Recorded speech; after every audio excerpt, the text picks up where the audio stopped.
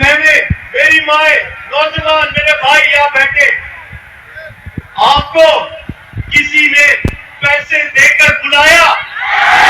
मुझे बताए, कोई सरकारी मशीनरी आपको लेकर आई ना? क्या यहाँ बिरयानी की प्लेट पर आए आप लोग? यहाँ जमीन खरीदे गए पार्लियामेंट में। मैंने लोगों के चेहरे ईमान बदलते देखे, फिरते देखे। मुझे बताए, आपको कौन खरीद सकता है? क्या सरदारी में, क्या सरदारी तुम्हारे पास इतना पैसा है कि इन लोगों को खरीद लो?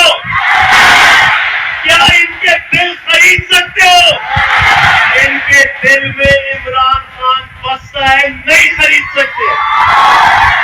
मेरी बहनें, मेरी माए, नौजवान, मेरे भाई यहाँ बैठे, आपको किसी ने पैसे देकर बुलाया? मुझे बताए, कोई सरकारी मशीनरी आपको लेकर आई ना? क्या यहाँ बिरयानी की प्लेट पर आए आप लोग?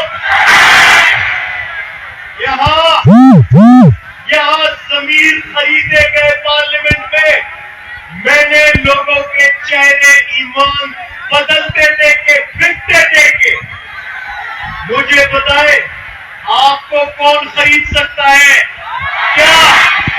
क्या सरदारी में, क्या सरदारी तुम्हारे पास इतना पैसा